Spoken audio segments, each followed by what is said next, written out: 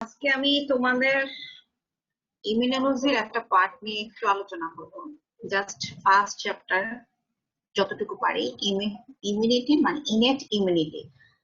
তোমরা তো মনে হয় অনেক কিছুই পড়েছো। আমি জাস্ট স্যার যে তোমাদেরকে পড়ালো, মেজবা স্যার, ওইটাকেই জাস্ট একটু রিক্যাপিচুলেট করার চেষ্টা করব মাঝে মধ্যে, যাতে ভাইভাতে তোমাদের কোশ্চেন গুলো ইজি হয়ে রিটেনে যাতে লিখতে পারো, ওইভাবে ওই স্টাইলে করবো। হ্যাঁ, ওকে।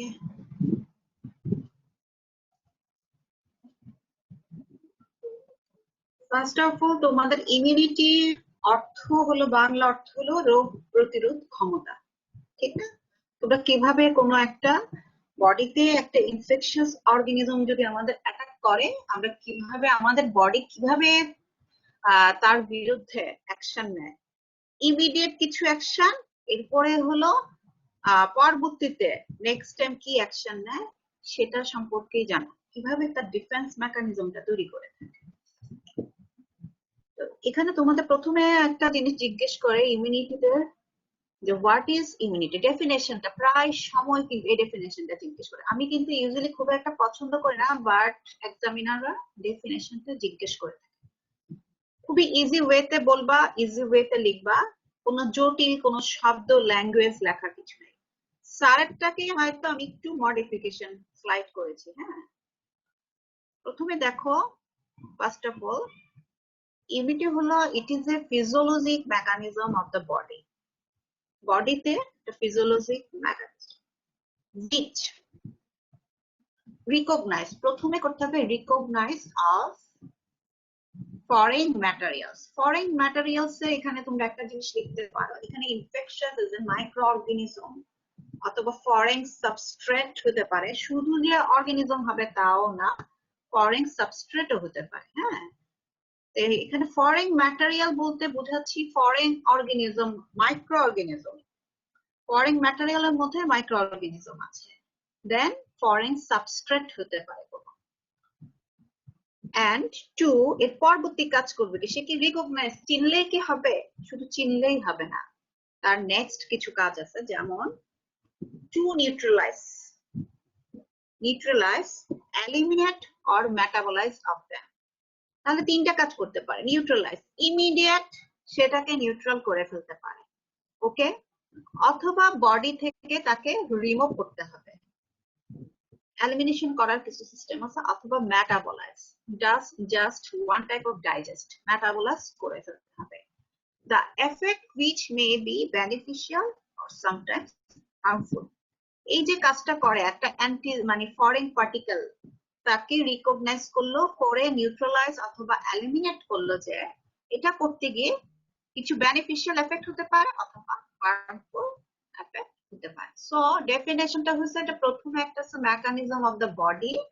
প্রথম কাজ কি, কাকে রিকগনাইজ, প্রথমে হচ্ছে রিকগনাইজ করতে হবে, চিনতে হবে যে আমার ফরেন পার্টিকেলসটা কে, ওকে, ওটা নিয়ে কিন্তু আমাদের ডিফেন্স মেকানিজম।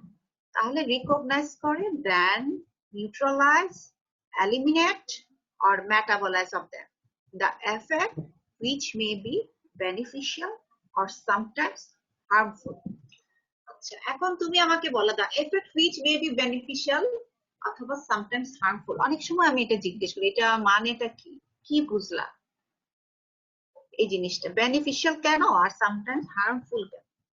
আচ্ছা, বেনিফিশিয়াল কোন দৃষ্টিতে বলো তো স্টুডেন্টস? আচ্ছা শোনো, ইমিউনোলজি এটা জাস্ট টু সাইড ওয়েতে আমরা কমিউনিকেশন করে যতটুকু পারি অল্পের মধ্যে জিনিসগুলো শেষ করা। হ্যাঁ, তোমরা আমাকে বলবা, আমি তোমাদেরকে জিজ্ঞেস করব, তাহলে কিন্তু মজা পাবা। এটা তোমার গদ বাঁধা মুখস্থের মতো পড়াই গেলাম, তারপরে এটা কিছুই মজা পাবা না। এখন আমাকে বলো, the effect which may be beneficial or sometimes harmful, beneficial কোন দৃষ্টিকোণ থেকে? বেনিফিশিয়াল কেন বলো তো? এনিওয়ান ক্যান গেস এটা বেনিফিশিয়াল কেন? ম্যাম, বাইরে থেকে প্রোটেক্ট করে আর কি, আমাদের জন্য ভালো। অর্গানিজমটাকে যেহেতু সে আইডেন্টিফাই করতেছে, এলিমিনেট করতেছে, সো এটা হচ্ছে আমাদের জন্য ওয়ান টাইপ অফ বেনিফিশিয়াল।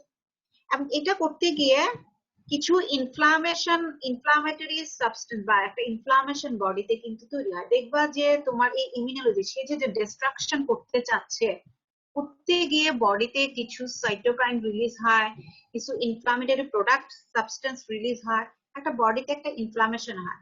এটা কিন্তু একটা ওয়ার্নিং সাইন। যেমন ধরো ইনফ্লামেশন হলে আমরা কি হয়, পেইন হয়, সোয়েলিং হয়, ঠিক না, রুবর রেডনেস হয়। তুমি একটা ওয়ার্নিং সাইন পাচ্ছ যে বডিতে একটা ইনফ্লামেশন হচ্ছে, সো তুমিও কিন্তু একটা মেডিসিন বা কিছু একটা নিতে পারতেছো। এটা হচ্ছে একটা বেনিফিশিয়াল। আরেকটা লিখছি অর সামটাইমস হার্মফুল। এটা মানেটা কি? সামটাইমস হার্মফুল,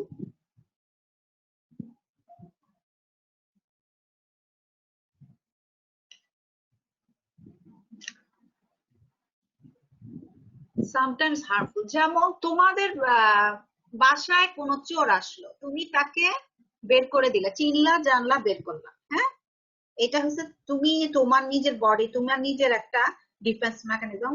আচ্ছা, এটা বেনিফিশিয়াল। কিন্তু চোরকে যে বের করতে গিয়ে যে কিছুক্ষণ ধস্তাধস্তি হবে, তোমার বাসার যে কিছু জিনিসপত্র ডিস্ট্রাকশন হবে, হবে না? এটাও কিন্তু হবে। তুমি তাকে বডি থেকে রিমুভ করতে গেলেও তোমার বডিতেও কিন্তু কিছু ড্যামেজ হয়। এটাকে বলছে হার্মফুল। একটা ইনফ্লামেশন হলে কিন্তু বডিতে কিছু সেল ডিস্ট্রাকশন হয়, এটা হচ্ছে একটা হার্মফুল। আর একটা হলো, তোমরা কিন্তু একটা টার্ম পড়বা, হাইপার সেন্সিটিভিটি রিঅ্যাকশন। এই টার্মটা শুনেছো? Hyper sensitivity reaction. যারা পুরানো তারা ডেফিনিটলি, হ্যাঁ, আর যারা নতুন হয়তো টার্মটা ওইভাবে পরিচিত না। হাইপার সেন্সিটিভিটি রিঅ্যাকশন হয় মানে কি? হাইপার সেন্সিটিভিটি রিঅ্যাকশন হলো একটা ফরেন পার্টিকেল আসলো, অনেক বেশি এক্সাজারেটেড রিঅ্যাকশন হতে পারে, হলে বডিতে যে একটা ডিস্ট্রাকশন হয় সেটা হলো হার্মফুল। তাহলে একটা ইমিউনিটি, এটার কিন্তু প্রধান কাজ হচ্ছে অ্যান্টিজেন বা ফরেন পার্টিকেলকে সে তোমার রিমুভ করবে, রিকগনাইজ এন্ড রিমুভ। এটা হলো ওয়ান টাইপ অফ বেনিফিশিয়াল। আর অ্যানাদার, এই কাজ করতে গিয়ে হোস্টের কিছু ডিস্ট্রাকশন হয়, ইনফ্লামেশন যেহেতু হয় হোস্টের ডিস্ট্রাকশন হয়। অথবা একটা হাইপার সেন্সিটিভিটির একটা example madam, hyper sensitivity one type of harmful reaction of the immune. এই জিনিসটা কিন্তু অনেক সময় জিজ্ঞেস করি যে এটা দিয়ে কি বুঝলা, বা এটাকে আমাকে একটু এক্সপ্লেন করো, এই লাইনটা। কথা বুঝতে পারছো? তুমি তোমার মতো করে বুঝাবা, এই যে আমি যে কথাগুলো বললাম সেটাই বুঝালা, কোনো সমস্যা নেই। তো বেনিফিশিয়াল হলো অ্যান্টিজেনটাকে যেহেতু রিমুভ করতেছে, রিকগনাইজ করে, দ্যাট ইজ বেনিফিশিয়াল। আর হার্মফুল ইফেক্ট হচ্ছে হাইপার সেন্সিটিভিটি ইজ একটা এক্সাম্পল হার্মফুল ইফেক্ট। অথবা বডিতে due to inflammation there is some destruction of tissue. এটা হলো ক্লিয়ার। এখন আমি যদি বলি ইমিউনিটি, ইমিউনিটি কি ইজ ইট মেইনলি, এটা কি আমাদের জন্য বেনিফিশিয়াল? এটা কি থাকা আমাদের জন্য উচিত নাকি ইয়েস অর নো? বলো তো। ইমিউনিটি তো mainly defence mechanism, it is a physiologic mechanism বলেছে ঠিক, but this is mainly defence mechanism of our body. So এটা কি থাকা উচিত?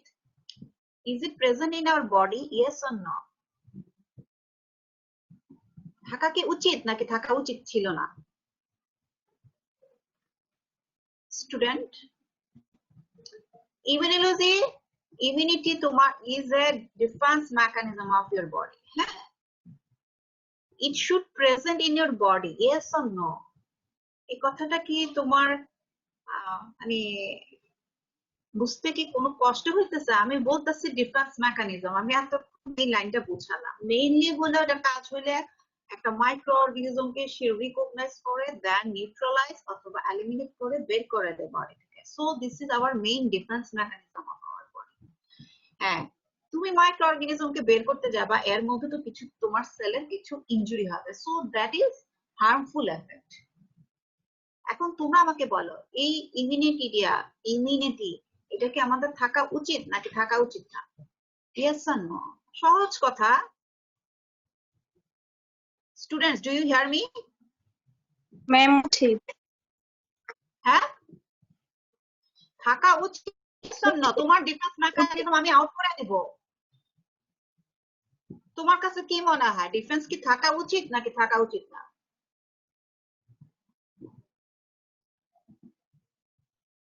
বাকি ছেলেমেয়েরা কোথায় আসছো? 14 জন প্রেজেন্ট আছে। আমার কথা কিছু বুঝতেছো? তোমার বডিতে আমি ডিফেন্স মেকানিজম রাখবো না, তোমার কাছে কি মনে হয় এটা কি তোমার জন্য ভালো হবে না হবে না?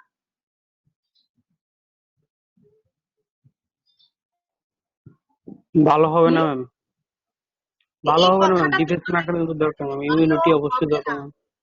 এইটা ভালো হবে না যে এতক্ষণ এটা বুঝতে তোমাদের এত কষ্ট লাগতেছে। অলরেডি তো অনেক কিছু পড়ছো, এখন এগুলো আমি রিক্যাপিচুলেট করতেছি। আমি তো গল্পের ছলে জিনিসগুলো এতক্ষণ বুঝাইতেছি যে বডিতে তোমার একটা মাইক্রো অর্গানিজম ছিল, ব্যাকটেরিয়া ভাইরাস প্রোটোজোয়া কত কিছু, অথবা এই টাইপের কোনো ফরেন পার্টিকেলস। সবসময় যে মাইক্রো অর্গানিজম আসতে হবে নট নেসেসারি, ফরেন পার্টিকেলস। এখন বডিতে তোমার আসলো, সে অ্যাটাক করলো, তো তোমার যদি বডিতে ডিফেন্স মেকানিজম না থাকে, আল্লাহ তাআলা যদি না দেয়, সে তো তোমার বডিতে ডিস্ট্রয় করে ফেলবে। তাহলে তোমার কি ডিফেন্স মেকানিজমটা থাকা উচিত, ইয়েস অর নো? এটা বলতে তোমাদের এত কষ্ট। প্রত্যেকটা জিনিসে কিছু ব্যাড সাইড কিছু থাকে।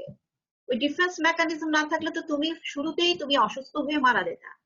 হ্যাঁ, ডিফেন্স করতে করতে এক সময় দেখা যাচ্ছে অত্যাধিক ডিফেন্সের কারণেও দেখা যায় বডিতে কিছু রিয়াকশন হতে পারে, স্বাভাবিক। তোমার বডিতে একটা অর্গানিজম আসে, বডি ডিফেন্স করবে, যুদ্ধ চলবে, যুদ্ধের সময় কি কিছু ক্ষতি হয় না? ওই যুদ্ধে তুমি জয়ী হবা ঠিকই, কিন্তু যুদ্ধ করতে গেলে তো তোমার কিছু হবে। নর্মাল তুমি একটা ব্যাটল ফিল্ড দেখো, তোমার দেশে কান্ট্রিতে কোন একটা ফরেন কোনো বাইরের কেউ আসলো, অ্যাটাক করলো, তুমি ডিফেন্স করে তাকে দেশ থেকে বিতাড়িত করলা। এই যে বিতাড়িত করলা, এই সময় তোমার দেশের কিছু ক্ষতি হবে না? কিন্তু তারপরেও কি দেশের ক্ষতি হবে দেখে তুমি বলবো যে না, দরকার নাই ডিফেন্স মেকানিজম? তাহলে সারা জীবন তোমাকে পরাধীনের মতো তোমাকে থাকতে হবে, সার্ভাইভ করতে হবে। কথা বুঝতে পারছো? ডিফেন্স তোমার থাকতেই হবে। এই ডিফেন্সটাই হলো ইমিউনিটি, যেটা রোগ প্রতিরোধ ক্ষমতা বলে, আমরা যেটা বলে বাংলায় রোগ প্রতিরোধ ক্ষমতা। আমি এতক্ষণ এটাই বুঝতে চেয়েছি। মোস্ট অফ দ্য কেসে এটা বেনিফিশিয়াল, বাট সামটাইমস এটা হার্মফুল এফেক্ট হয়। কথা বুঝতে পারছো? কিন্তু এর জন্য আমরা যে বলবো যে আমাদের ইমিউনিটি থাকা উচিত না, তাহলে তো তোমার একদম শুরুতেই তোমরা শত্রুদের কাপ হয়ে যাবে, সারা জীবন তোমাদের পরাধীন অবস্থায় থাকবে। কথা বুঝছো? জাস্ট তোমরা কম্পেয়ার করবা, immunity should be compare with your battle field. কথা বুঝছো? ওইটার সাথে যখন কম্পেয়ার করবা, তোমার এই ডিফেন্স মেকানিজমটা অনেক ইজি হবে। ওকে, আচ্ছা, নেক্সট স্লাইড। ইমিউনিটি এতক্ষণ যে কথাগুলা বললাম, এটার ইম্পর্টেন্সটা একটু বুঝো যে এটা কেন আমাদের দরকার। প্রথমেই তো বললাম defence against microorganism, microbes, any type, bacteria, it may be virus, it may be fungus, it may be protozoa or helminth, যে কোনো এনি মাইক্রো অর্গানিজম, এদের এগেইনস্টে সে ডিফেন্স চালাবে। ইট ইজ আ মেইন কাজ। তারপরে দেখো সেকেন্ড একটা লাইন লিখেছি, destruction of abnormal dead cell and antigen antibody complex। আমাদের বডিতে, তোমার যেমন বডিতে দেখা যায় প্রত্যেকটা সেলে কাজ করতে করতে সে তার কিন্তু ডেথ হয়। এপিথেলিয়াল সেল বলো, ম্যাক্রোফেজ, দেখো প্রত্যেকটা বডিতে অনেক সেল থাকে, আমাদের হেমোস্টেসিস হোমিওস্টেসিস করে এই পার্টে নেয়। প্রত্যেকটা সেল কিন্তু একটা লাইফ স্পেন থাকে, কোনোটা 2 থেকে 10 দিন, কোনোটা 120 দিন, কোনোটা দেখা যাচ্ছে 10 ডেজ, 15 ডেজ, এরকম। সেল ডেথ হলে সেলটাকেও কিন্তু ডিস্ট্রাকশনে হেল্প করতেছে এই ইমিউনিটি। ওই পার্ট আছে কিন্তু, যে কিভাবে সেলগুলোকে, ডেড সেলটাকে সুন্দর করে বডি থেকে রিমুভ করতে হবে। আমরা যেমন কেউ মারা গেলে কি করি, ঘরে রাখি? ঘরে কিন্তু রাখি না। কি করি বলতো? কেউ মারা গেলে কি করি, একটা সময় পরে জানাজা দিয়ে সুন্দর কবরে কিন্তু দিয়ে আসি, ঘরে কিন্তু রাখি না। যতই আদরের হোক, যতই আমাদের প্রিয় মানুষ হোক, আমরা কিন্তু রাখি না। কারণ ওই পার্সনকে যদি ঘরের মধ্যে রাখি, কি হইতে পারে, পচন ধরবে, পচনের থেকে গন্ধ, এরপরে থাকা যাবে না, বিভিন্ন সমস্যা। ব্যাপারটা এরকম না? কিন্তু যত প্রিয় মানুষ হোক, ওই পার্সনটাকে আমরা গোসল করে সুন্দর করে এরপরে কিন্তু একটা ডেফিনিট টাইমের পরে তাকে কবরে দিয়ে আসি। ওইটাই কিন্তু এরকম, অ্যাবনর্মাল ডেড সেল থাকলে সেটাকে বডি থেকে সে সুন্দরভাবে রিমুভ করে ফেলা। কথা বলছো? বডির মধ্যে রেখে দেয় না, কারণ রেখে দিলে সেটা আবার ঝামেলা তৈরি করবে। ওকে, আর সেকেন্ড বলছি antigen antibody complex.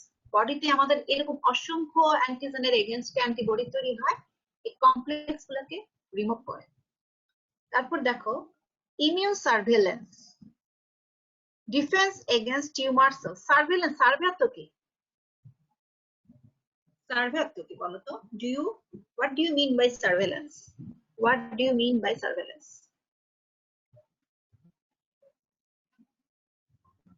Surveillance, surveillance হচ্ছে তুমি যে একটা কাজ করতেছো সেটা একটা টিম পরিদর্শন করতে থাকবে, যে কাজটা তুমি ঠিক মতো কাজ করতেছো কিনা, নাকি সময় নষ্ট করতেছো, তোমার কাজের এফেক্ট কেমন হচ্ছে, প্রত্যেকটা জিনিস পরিদর্শন করা, এটাকে বলা হয় সার্ভে। তো ডিফেন্স এগেইনস্ট টিউমার সেল, বডিতে তোমার কোনো টিউমার সেল, কোনো ক্যান্সার সেল, এটা কোনো তৈরি হচ্ছে কিনা, মাল্টিপ্লিকেশন, র্যাপিড মাল্টিপ্লিকেশন কোনো সেল হয় কিনা, সেটা সার্ভে মানে পরিদর্শন করতে থাকে এই ইমিউনিটিটা। যদি দেখে যে এরকম ক্যান্সার সেল হচ্ছে, সে তখন এটাকে বন্ধ করার চেষ্টা করে। কথা হচ্ছে শুধু তার কাজ শুধু মাইক্রোবকে শুধু ডিফেন্স করা না, এরকম টিউমার সেল হলে সেটা তোমাকে ডিফেন্স করবে, কোনো অ্যাবনর্মাল ডেড সেল হলো, অ্যান্টিজেন অ্যান্টিবডি কমপ্লেক্স হলো, সেটাকেও ডিস্ট্রাকশন করবে। কথা বলতে so this is very much important for us to survive in this world. বুঝতে পারছো? ওকে, নেক্সট ইমিউনিটির ডেফিনেশনটা জিজ্ঞেস করে, এটা যাতে ভুল না হয়, ডেফিনেশনটা মাস্ট। হ্যাঁ, তারপরে তোমাদের ইম্পর্টেন্সটা বুঝালাম যে কেন ওয়ার্ড, তোমাদের যদি কখনো যদি জিজ্ঞেস করে ইমিউনিটির ইম্পর্টেন্স কি, তখন এই কয়েকটা কথা বললাম। আচ্ছা, দেন ক্লাসিফিকেশন, এটা আমাদের খুব ইম্পর্টেন্ট। ক্লাসিফিকেশন দুইটা টাইপ, ইমিউনিটি কিন্তু two type. Number one, innate immunity. Innate, এটার কিন্তু অনেকগুলা নেম থাকে, এই নামগুলা তোমরা কিন্তু লিখে রাখো, নামগুলা খুব ইম্পর্টেন্ট। দেখো স্যারের লেকচারই শুধু জাস্ট আমি হয়তো মাঝে মধ্যে কিছু দুই একটা হয়তো এক্সট্রা কথা লিখছি বা বুঝাবো, যাতে তোমাদের রিক্যাপিচুলেশন হয়, জিনিসগুলো মনে থাকে। হ্যাঁ, ইনেট অথবা এটার একটা নেক্সট একটা অ্যানাদার নেম থেকে ন্যাচারাল। ন্যাচারাল মানে এটা আমাদের প্রকৃতিদত্ত, মানে এটা শুরু থেকেই এটা প্রেজেন্ট। আর ইনবর্ন মানে জন্মগত, শুরু থেকেই, জন্মের পরের থেকেই এটা আমাদের আছে। আর নন স্পেসিফিক, নন স্পেসিফিক হলো আমরা বুঝাবো এটাকে কেন নন স্পেসিফিক বলা হয়। তার টার্ম গুলো কিন্তু চারটা লিখো, ইনেট, ইনবর্ন, জন্মগত, সেই জন্য এটাকে ইনবর্ন বলা হয়। নন স্পেসিফিক, এটা যেহেতু এন্টিজেন স্পেসিফিক না, সেই জন্য এটাকে বলা হয় non specific. No antigen specificity. হ্যাঁ, এটা কোন টাইপের এন্টিজেন, কোন টাইপের ফরেন পার্টিকেল, সেটা দেখে যে ডিফেন্স করবে তা না, শুধু সে দেখে এটা ফরেনার, ফরেনার হইলেই হলো। কথা বুঝতে পারতেছে? যা তোমার ইন্ডিয়ান না বাংলাদেশি না বার্মিজ না চাইনিজ, এটা দেখবে না। কথা বুঝতে পারছে? এটা দেখবে না এটা ব্যাকটেরিয়া, ভাইরাস নাকি মাইক্রো অর্গানিজম, কোনটা, শুধু দেখবে যে সে আমার জন্য ফরেনার, ইনেটটা তখন ডিফেন্স করবে। সেই জন্য বললাম non specific, no antigen specificity. আচ্ছা, অ্যাকোয়ার্ড, অ্যানাদার আরেকটা হলো অ্যাকোয়ার্ড। অ্যাকোয়ার্ড অর্থ কি, টার্ম কি বলতো? অ্যাকোয়ার্ড, এটার অ্যানাদার একটা নেম হলো অ্যাডাপটিভ, এরপরে বলা হয় স্পেসিফিক ইমিউনিটি। টার্ম গুলা খুব একটা বিশেষ মানে অ্যাডজেক্টিভ টাইপের জিনিস কিন্তু পয়েন্ট এখানে যোগ করা আছে। হ্যাঁ, এটা কি বলতো? Acquired, adaptive or specific immunity. তো অ্যাকর্ডের মধ্যে স্পেশালি অ্যাকর্ড হলো কি, আমরা জিনিস এটা অর্জন করি, এটা যেমন ইনবর্ন, ইনেটটা যেমন inborn, present form the beginning of the life, জন্মের পরের থেকে প্রেজেন্ট। অ্যাকর্ডটা এরকম না, তোমাকে আগে এক্সপোজড হতে হবে, চিনতে হবে, দেন ওইটা ওই অর্গানিজমের এগেনস্টে তোমাকে প্ল্যানিং করতে হবে, আমি তাকে কিভাবে ডিফেন্স করব। কথা বুঝছো? সো এটা একটা সময়ের প্রয়োজন, একটা সময়ের সাথে নিজেকে তুমি প্ল্যানিং করতেছো, নিজেকে চেঞ্জ করতেছো, নিজেকে ট্রেন্ড আপ করতেছো, এটাকে বলা হয় অ্যাকর্ড। সো এটা টাইম বিং একটা ব্যাপার, সাথে সাথে কিন্তু তুমি যেমন আসলা মাইক্রো অর্গানিজম আসলো ফরেন পার্টিকেল অ্যাকোয়ার্ড ইমিউনিটি তোমার ডিফেন্স করার চেষ্টা করবে। নো, প্রথমে দেখবে এটা চোর না ডাকাত। আচ্ছা, প্রথমে সে দেখলো, চিনলো, সেকেন্ড টাইম আসলো আরো ভালো, সেই যে ওই যে আগের দিন সে যে চিনছে তারপরে সে ডিফেন্স করার চেষ্টা করবে 7 দিন পরে বা 8 দিন পরে আবার সেকেন্ড টাইম যখন এক্সপোজড হবে। প্রথম দিনে কিন্তু সে ওইভাবে চিনে না, জাস্ট সে স্টিমুলেশন পাইছে, ও এটা তো চোর, এটা তো ডাকাত, এটা তো ওদের বাসা, এই মানে সে জানার চেষ্টা করছে। আমার কথা বুঝতে পারছো? বডিতে এরকমই কিন্তু ঘটনাগুলো ঘটে। আর অ্যাডাপটিভ মিনিং সেম, সে নিজেকে যে প্ল্যানিং করতেছে, চেঞ্জ করতেছে, নিজেকে ট্রেন্ড আপ করতেছে, বডিতে কিভাবে সে ডিফেন্স করা যায়, ওই অ্যান্টিজেন, ওই ব্যাকটেরিয়া, ওই মাইক্রো অর্গানিজম সে একটা প্ল্যানিং করতেছে, একটা মানে অ্যাডাপটিভ, নিজেকে একটা ট্রেন্ড আপ পরিবেশ নিজেকে তৈরি করতেছে, এটা হলো অ্যাডাপটিভ। কথা কিন্তু সব এক। আর স্পেসিফিক ইমিউনিটি, স্পেসিফিক অ্যান্টিজেনের এগেনস্টে স্পেসিফিক সে কিন্তু মানে ডিফেন্স কিন্তু তৈরি করে। সবার এগেনস্টে কিন্তু সবকিছু হয় না, কিন্তু কথা বুঝছো? একটা চীনাপুটি চোর আসলো, তোমরা কিন্তু মারলা। একটা খুব টাইপের ডাকাত অথবা স্পেসিফিক গ্যাং আসলো, তোমরা কিন্তু বলবা যে র্যাব অথবা পুলিশকে। উপরের দিকে মানে স্পেসিফিক তোমরা কিন্তু উপরের দিকে ডিফেন্স গুলাকে ওদেরকে কিন্তু অ্যাটাক করার চেষ্টা করো, যারা ট্রেন্ড আপ। কথা বুঝছো? Trend up person. Specific immunity হলো তোমার স্পেসিফিক অ্যান্টিজেনের এগেইনস্টে তোমার কোনো স্পেসিফিক ইমিউনিটি মানে রোগ প্রতিরোধ মানে পুরো ট্রেন্ড একটা ইমিউনিটি দেওয়ার চেষ্টা।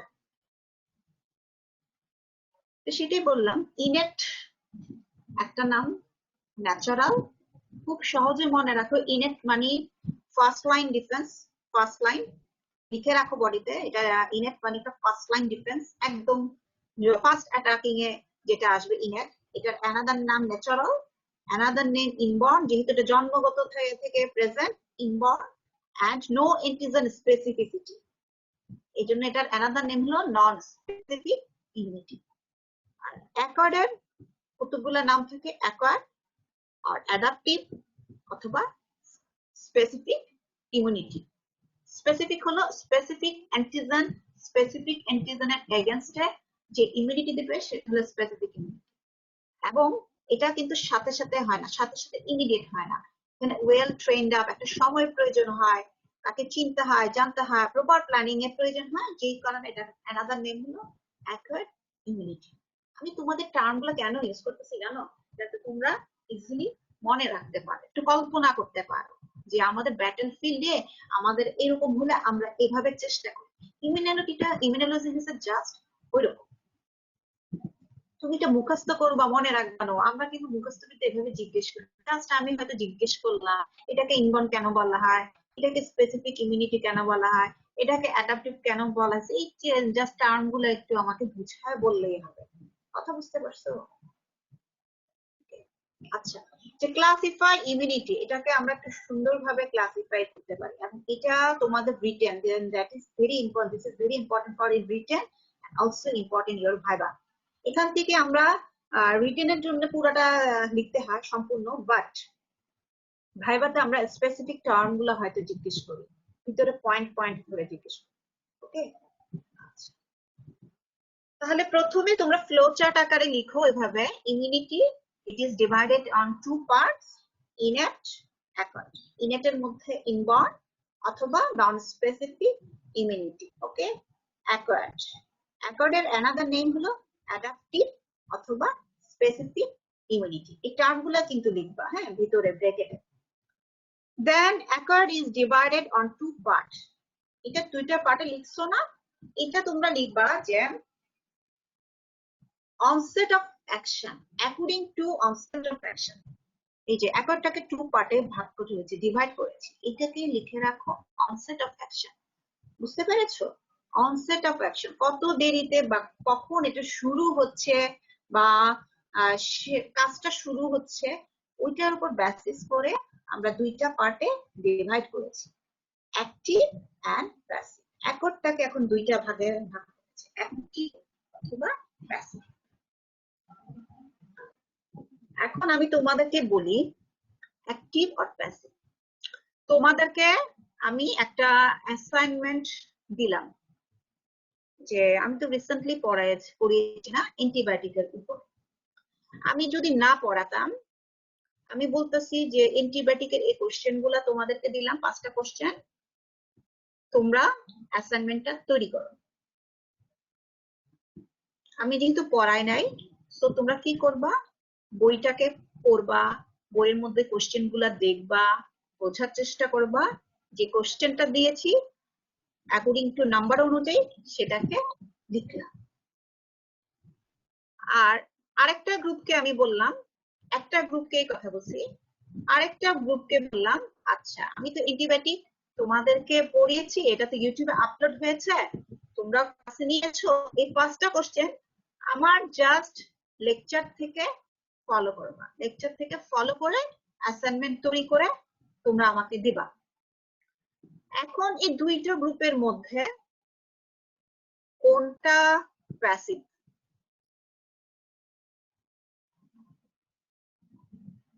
কোনটা প্যাসিভ? Do you understand? যাকে ম্যাম পড়ানো হয়েছে তারা প্যাসিভ। যাদেরকে আমি পড়ানো হয়েছে, যারা আমার রেডিমেড আমার লেকচার থেকে জাস্ট ফলো করে লিখেছে, সেটা হলো প্যাসিভ। প্যাসিভ মানে কি? টার্মটা মানে ইজিলি অ্যাভেলেবল, সহজ, করতে হয় না। আমার কথা বুঝছো? আমরা বলি না প্যাসিভ অ্যাকশন, কোনো তার কষ্ট করতে হয় না, যে জিনিসটা তার ইজি আছে, ইজিলি অ্যাভেলেবল। প্যাসিভের একটা জিনিসে তোমরা ভিতরে ব্রেকেটে লেখা রাখো বোঝার জন্য, ইজিলি অ্যাভেলেবল, ইমিডিয়েট, মানে আছে, এটাকে তোমরা জাস্ট কপি পেস্ট করবা। আমার কথা হচ্ছে সহজ হিসেবে। আর অ্যাক্টিভ মানে কি? অ্যাক্টিভ মানে সে পরিশ্রমী না? অ্যাক্টিভ অর্থ কি বলো স্টুডেন্টস, তোমাদের কাছে কি মনে হয়? অ্যাক্টিভ কি সে লেজি কাজ না? করবে, নিজে কাজ করবে, অ্যাক্টিভ। অ্যাক্টিভ মানে তুমি নিজে বলো যে কাজ করবে, সে he or he not a lazy person. কথা বুঝতে পারছো? ওই গ্রুপটাকে কি করলাম, দিলাম আমি 5টা কোশ্চেন, সে আগে বইটা চেক করলো, কোথায় কোথায় আসতে দেখলো, পড়াশোনা করলো, স্টাডি করলো, নেট সার্চ দিল, বুঝলো, দেন অ্যাসাইনমেন্টটা তৈরি করলো। এখন আমাকে বলো, এটা হলো পরিশ্রম সে করছে, সো একটা সময় ব্যাপার কিন্তু, বুঝছো? ওইটা তোমার প্যাসিভ, যে সে তো ইমিডিয়েট আমার লেকচারটা ইউটিউব থেকে দেখে ফলো করে জাস্ট দেখা মাত্র লিখে ফেললো, এটা তার 2 ঘন্টার কাজ। যাকে অ্যাক্টিভ দিলাম তার কিন্তু 7 দিনের মতো টাইম লাগবে। আমি যদি একটা অ্যাসাইনমেন্ট এভাবে তোমাদেরকে দিই, মিনিমাম তোমাদের 5-6 দিন 7 দিন লাগবে, যে না বইটা পড়বো, দেন লিখবো, দেন এরপর ম্যাডামের কাছে জমা দিব। একটা টাইমের দরকার, 5 থেকে 7 দিন, 8 দিন, 10 দিন, এরকম টাইম লাগবে না তোমাদের, যেহেতু তোমাদের জানা নাই। তাহলে অ্যাক্টিভ হলো তোমার শিক্ষক পরিশ্রমী, একটা টাইম লিভিং এর প্রয়োজন হয়। তাহলে এখন এই দুইটার মধ্যে বলো কোনটা ইমিডিয়েট অ্যাকশন নিতে পারে, মানে কোনটা immediate? Active, passive, passive. Passive. এখানে দেখো দুইটা টার্ম লেখা আছে, একটা রেডিমেড অ্যান্টিবডি আর একটা হলো ওন অ্যান্টিবডি। এই টার্মগুলো লিখো, আমি বোঝাবো, সমস্যা নাই। তোমাদেরকে যে এক্সাম্পলটা দিলাম এটা দিয়ে তোমরা আমাকে এখন আনসার করো। তাহলে প্যাসিভ হলো ইমিডিয়েট অ্যাকশন, ইমিডিয়েট অ্যাকশন।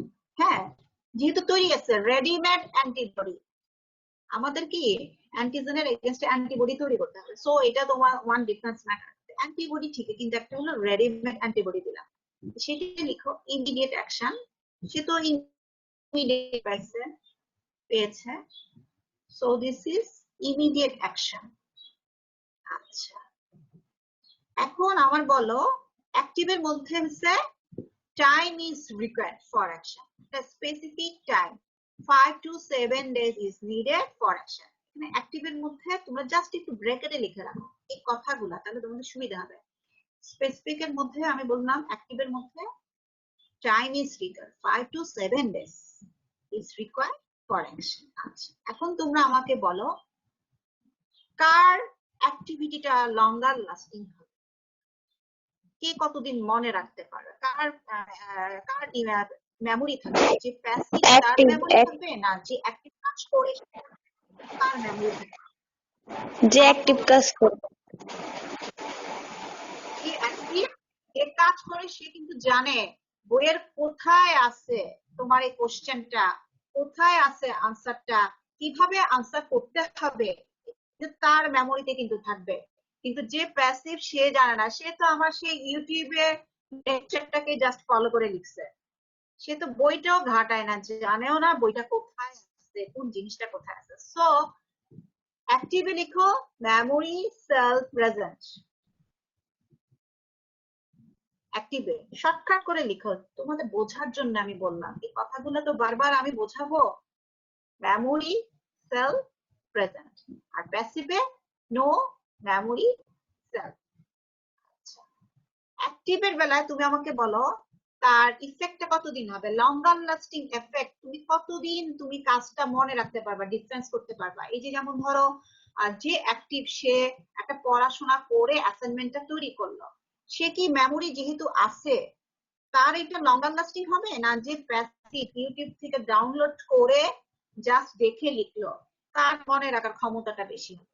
কোনটা কার মানে অ্যাক্টিভ, অ্যাক্টিভের মনে রাখার ক্ষমতা বেশি। তাহলে এটা লিখো লঙ্গার লাস্টিং এফেক্ট, অ্যাক্টিভে লিখো longer lasting effect, because memory cell present. এই কারণে মেমোরি সেল আছে, সে মনে রাখতে পারছে কিভাবে কিভাবে নিজেকে বিল্ড আপ করতে হবে, কিভাবে ডিফেন্স করতে হবে। আমাদের ডিফেন্সও কিন্তু সেম, কথা বুঝছো? অ্যাক্টিভ ঘটনা হচ্ছে এটাই। তুমি যখন একটা পড়ার সাথে কম্পেয়ার করবা, অ্যাক্টিভ কি বডিতেও কিন্তু ডিফারেন্স এভাবেই, কথা বুঝছো? একটা ফরেন পার্টিকুলার এগেনস্টে সে আগে প্রথমে চিনে জানে, ওয়েল ট্রেন্ড আপ হয়, দেন তার মেমোরি বিসেলও এটা থাকে তার ডিফারেন্সে, যে এটা আমার ফরেন পার্টিকেল, এটা হলো চোর না এটা হলো ডাকাত, মনে রাখতে হবে। এভাবে কিন্তু সে নিজেকে ওয়েল ট্রেন্ড আপ করে। So longer lasting effect present in the active immunity. আর প্যাসিভে হচ্ছে short term, short immediate. Student শুনতেছো? ম্যাম আচ্ছা, ওকে। আর 10 মিনিট হয়তো আমার ক্লাস। আচ্ছা, এবার নিচেরটা শেষ করো। হ্যাঁ, নিচেরটা লেখো। অ্যাক্টিভ ওন অ্যান্টিবডি যে তৈরি করছে, মানে একটা ইনফেকশন এজেন্ট আসলো, তারপরে সে অ্যান্টিবডিটা তৈরি করবে, এখানে হচ্ছে এটা ওন অ্যান্টিবডি। আর প্যাসিভে কি লিখলাম, রেডিমেড অ্যান্টিবডি, এখানে ডিরেক্ট অ্যান্টিবডি ইজ গিভেন। এই কথাটা লিখে রাখেন, অ্যান্টিবডি ইজ মানে pre formed antibody is given. Pre formed antibody মানে আগে থেকে অ্যান্টিবডি তৈরি করা থাকে, এইরকম অ্যান্টিবডি দেওয়া হয়, হ্যাঁ, প্রি ফর্ম।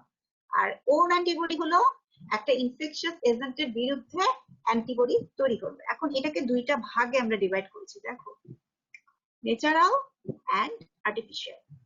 ন্যাচারাল হলো এক্সপোজার টু ইনফেকশাস এজেন্ট। একটা এক্সাম্পল দাও তো, এক্সপোজার টু ইনফেকশাস এজেন্ট। আমি বলতে চাই আমি একটা ইনফেকশাস এজেন্টের এগেইনস্ট অ্যান্টিবডি বডিতে তৈরি হবে, this is active. Hepatitis A infection, hepatitis B, B একটা অ্যান্টিজেন আসলো বডিতে, 7 দিন পরে পরে তৈরি হলো অ্যান্টিবডি। তৈরি টাইম লাগে মিনিমাম 5 to 7 ডেজ, প্রথম এক্সপোজার 5 to 7 ডেজ। তাহলে এক্সপোজার টু ইনফেকশাস এজেন্ট, একটা উদাহরণ দাও, hepatitis A virus, hepatitis B virus, hepatitis C virus, এরপর ডেঙ্গি ভাইরাস, যে কোনো এনি ভাইরাস, যেহেতু এগুলো কমন ভাইরাস, সো এই জিনিসগুলো কি ওকে। আচ্ছা, এরপরে বললাম আর্টিফিশিয়াল ইমিউনাইজেশন মানে কি? আর্টিফিশিয়াল এটা তো ন্যাচারাল এক্সপোজার হলো, ক্লিনিক্যাল হতে পারে, সাবক্লিনিক্যাল। কথা বুঝতে পারতেছো? সিমটম থাকতে পারে নাও থাকতে পারে, যেমন কোভিড-19, এখন সার্চ করোনা ভাইরাস 2, যারা সিমটোমেটিক তাদেরও কিন্তু অ্যান্টিবডি, অ্যাসিম্পটোমেটিক অনেক পার্সনেরও কিন্তু অ্যান্টিবডি গ্রো করতেছে।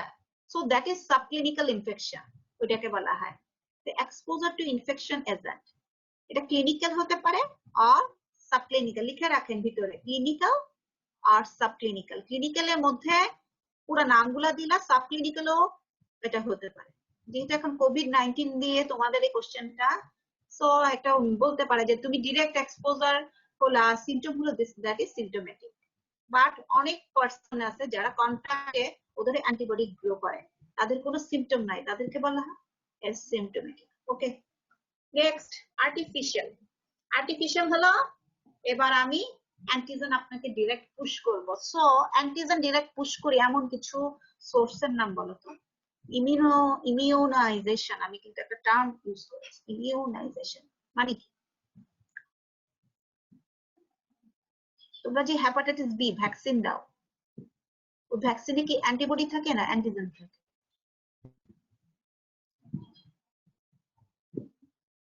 ওই ভ্যাকসিনে অ্যান্টিজেন থাকে না অ্যান্টিবডি? বলতো হেপাটাইটিস বি দাও, দাও না ভাইরোলজিতে হেপাটাইটিস বি, অ্যান্টিবডি। ওই ভ্যাকসিনটাতে অ্যান্টিবডি থাকে। আচ্ছা, আদার্স অন্যরা কি করতে চাও? অন্য ছেলেরা, others boys, why do you not respond with me? ছেলেরা আমাকে মনে হয় ভালো লাগে না আমার কথাবার্তা, না? ম্যাডাম সময় পড়ায় বোর ফিল হয়ে যাও না? ছেলেরা তোমরা কি আসছো পৃথিবীতে নাকি নাই? নাকি তোমরা ওই যে ল্যাপটপে অন করে দিয়ে তোমরা এদিক সেদিক চলে গেছো?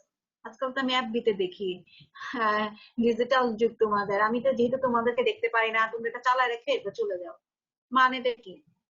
লাভ কার হবে বলো? আচ্ছা আমাকে তোমরা একটা বলো,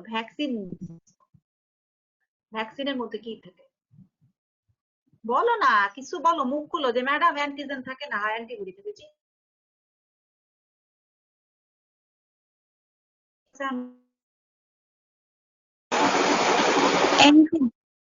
শুনলে তো খুশি হবো যে তোমরা আসো। আমার কাছে মনে হচ্ছে তোমরা নাই বোধ হয়, 17 জনের বাকি 16 জন বোধ হয় নাই।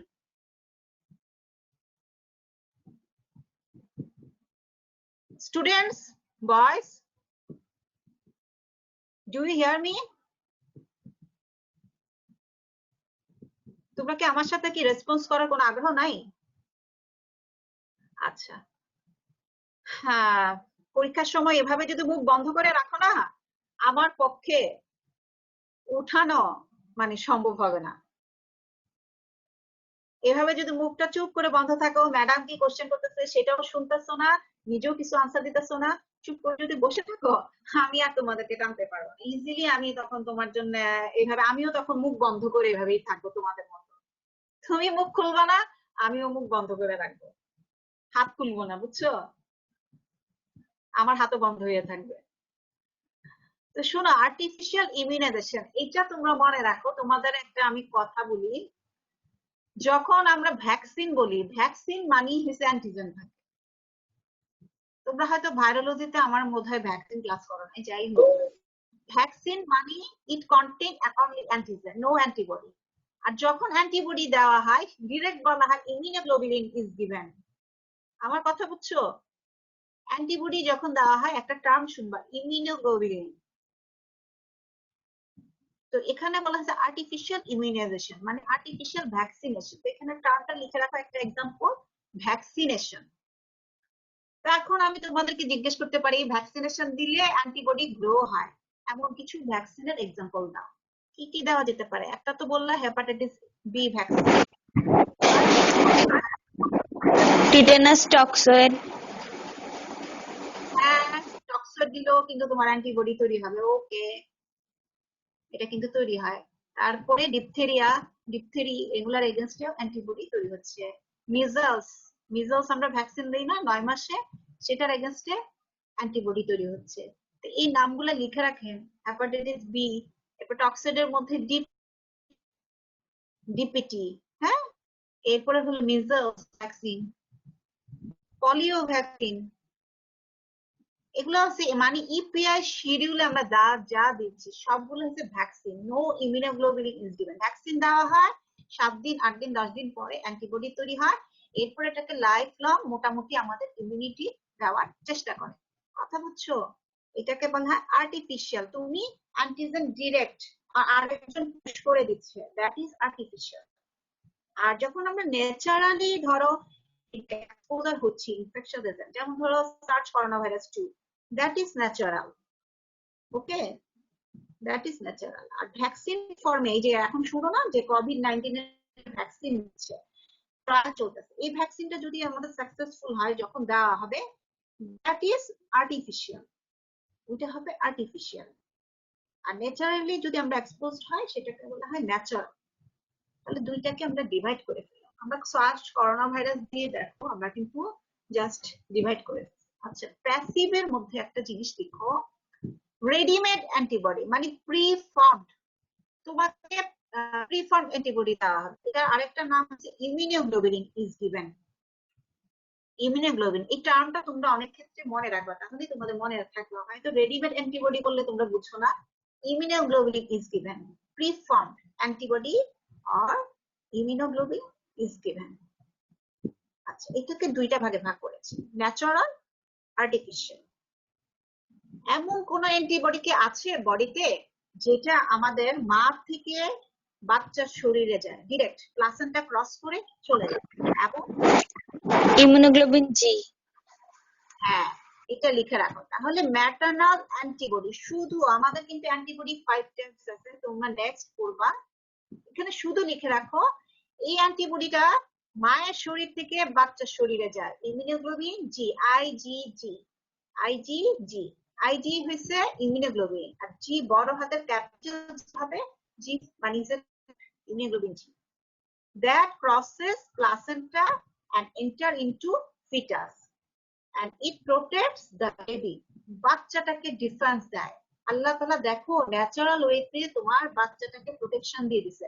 মার বডিতে কনসেন্ট্রেশন হাই থাকে, ওই একটা অ্যান্টিবডি শুধু পাস করতে পারে, বাকিগুলা কিন্তু করতে পারে না। এ বলো, জি বলো, ই বলো, এগুলো কোনোটা পাস করতে পারে না এক্সেপ্ট জি। এটা হলো ন্যাচারাল, ন্যাচারাল, বুঝতে পারছো? অথবা দেখো ব্রেস্ট ফিডিং এর মাধ্যমে আরেকটা কিন্তু যায়, breast feeding, through breast feeding লিখে রাখো, ইমিউনোগ্লোবিন এ। তাহলে দুইটা অ্যান্টিবডি ক্রস করে, থ্রো প্লাসেন্টা, প্লাসেন্টা দিয়ে যাবে ইমিউনোগ্লোবিন জি, ব্রেস্ট ফিডিং করলে বাচ্চাদের বডিতে ইমিউনোগ্লোবিন এ যাবে, মাদার টু ফিটাস। লিখো থ্রো ব্রেস্ট ফিডিং, এখানের মধ্যে লিখে রাখো থ্রো ব্রেস্ট ফিডিং। ওকে, থ্রো ব্রেস্ট ফিডিং কোনটা যাবে, কোন immunoglobulin, which immunoglobulin enter into immunoglobulin fetus? না, through breast feeding which antibody enter into fetus? Immunoglobulin A, breast feeding. through breast feeding এটা লিখে রাখো, শুধুমাত্র লিখো immunoglobulin A। আর through placenta which antibody enter into fetus? Immunoglobulin G. হ্যাঁ, এই কথাটা লিখে রাখো, immunoglobulin G। Only Sokina responds with me. Other persons are sleeping, totally sleeping. They are not responded with me. Ma'am আমি Sharmin. Sharmin, okay fine. Sharmin roll number কত? 19 ma'am, 19। 19। আচ্ছা, তুমি আগে আমার ক্লাসে ছিলা না? ছিলা আগে? ম্যাম কয়েকদিন করছি, কয়েকদিন করতে পারি না কিছু ঝামেলার কারণে। কিছু ঝামেলার কারণে করতে পারে না। আচ্ছা, এখন যেহেতু সুযোগ পাচ্ছ তোমরা সবাই পার্টিসিপেট করো। এটা কিন্তু একটা লাইভ ক্লাস, মজার হয় কিন্তু, বুঝছো? লাইভ ক্লাসের কিন্তু মজা আলাদা। আচ্ছা, সেকেন্ড আর্টিফিশিয়াল। আর্টিফিশিয়াল মধ্যে আমি কি লিখেছি বলো তো? বয়েজ একজন দেখে বলো, বয়েজ তোমরা তো তোমাদের কণ্ঠস্বরী আমি শুনি না, আর্টিফিশিয়ালের মধ্যে কি লিখেছি বলো তো? Artificial. Any one of the boys, please tell my question. Please tell me the answer of my question. Artificial এর মধ্যে আমি কি লিখেছি? Tetanus, diphtheria, measles. Measles. তাহলে কি বললে? Tetanus, diphtheria, measles artificial. এই যে প্যাসিভের মধ্যে artificial antibodies from other source, এগুলোই তো বলছি। শুনো, ডিপিটি বলছি অ্যাক্টিভের মধ্যে আর্টিফিশিয়াল ভ্যাকসিন দিলে তোমার এটার এগেনস্টে অ্যান্টিবডি ওকে ডিপিটি ডিপথিরিয়া পার্টুসিস টিটেনাস অথবা তোমার হেপাটাইটিস বি বললাম এরপরে বললাম মিজলস এটার এগেনস্টে কিন্তু এখানে দেখো প্যাসিভের মধ্যে artificial antibody comes from other source থেকে অ্যান্টিবডি নিয়ে ডিরেক্ট অ্যান্টিবডিটাকে দেওয়া হয় তাহলে এটা প্যাসিভ এটা কিসের মধ্যে যাবে বলো তো কিছু এক্সাম্পল দিতে পারবা আমরা শুধু অ্যান্টিবডি দেই এরকম ডিরেক্ট কোন কোন ডিজিজে অ্যান্টিবডি দেই ভাইরোলজি কি পড়ছো ভাইরোলজি আমার ক্লাসে কি পার্টিসিপেট করেছিলা তোমরা কিছু কিছু ভাইরাস আমরা জানি ইনফেকশনস হয়েছে শুনলে আমরা কিন্তু সাথে সাথে ভ্যাকসিনও দেই আবার অ্যান্টিবডিও দেই ইমিউনোগ্লোবিন একদম ডিরেক্টলি পুশ করা